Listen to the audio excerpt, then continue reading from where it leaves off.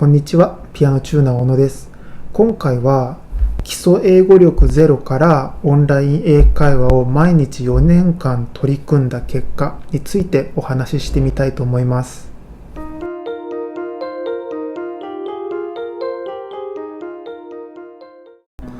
オンライン英会話はスカイプなどを使って外国人講師の方から授業を受けるのですが、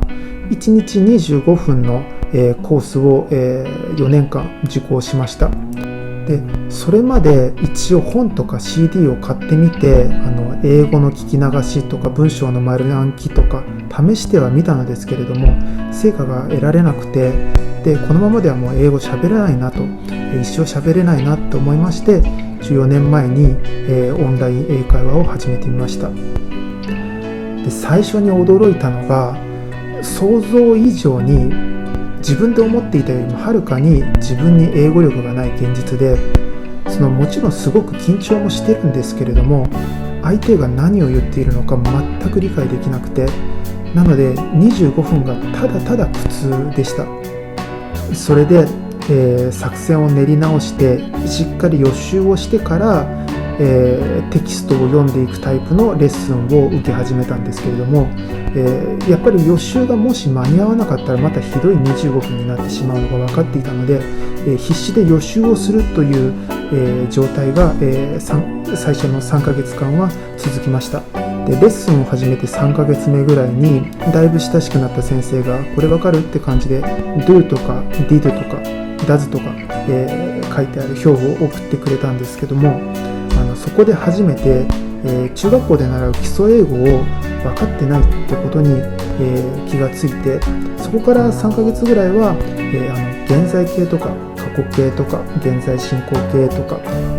三人称単数現在形とかの基礎英語、完全に、中学英語を中心に、勉強を始めました。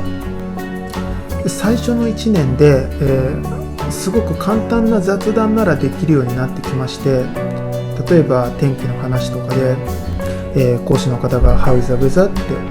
聞いてくれて、Today is raining all day, about 25 degrees now, according to my phone.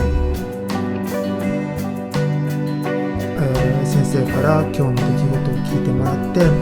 What did you do today? 今日何をしましたか？で、それに対して、In the morning, I went to my client house for two grand piano tuning. After that, だいたい5分ぐらいのフリートークをしてから、レッスン教材を始めれるようになってきました。で、2年目はDescribing Picture という写真を描写する教材を始めました。例えば、1枚の写真に何か料理か何かが写っていて、それを英語で説明するんですけれども、ただこの教材は予習というか準備をしてしまうと、ある意味練習にならなくなってしまうので、用意した文章を読むだけで終わってしまうので、それで、復習中心の、勉強スタイルに切り替えていきました。それで3年目はサイドバイサイドという有名な英語でできた英語の、基礎英語の 教科書みたいなものがありまして、1巻から4巻まであったと思うんですけど、それを始めました。で、この3年間でだいたい先生の言っていることは7割8割は分かるようになってきました。でも、YouTube などでネイティブの、方が早口で話している英語は多分2割ぐらいしか、まだ分からなかったと思います。で、4年目は、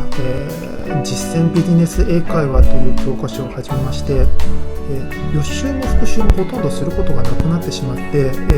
結果としてより実践に近いレッスンになってきたんですけれども、それで、ちょうど4年間が今、経過したんですけれども、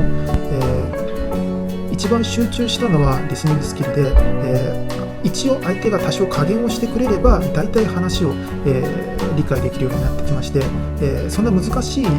会話でなければ普通に25分間、話を続けることができるようになりました。でも集中力がない時とか、別の何か難しいことを自分が喋ろうって考えてしまっている時は、一気に相手の言っていることまで分からなくなってしまって、あとはもともと自分の場合文法力が、低くて苦手で、意識しないとすぐにこう喋っている内容とかも、壊れてしまう傾向が未だにあります。多分今の雰囲気ではスピーキングスキルに関してはあと3年ぐらい続ければ、だいたい8割ぐらいは自分の言いたいことが言えるようになってくるのかなという印象です。以上が、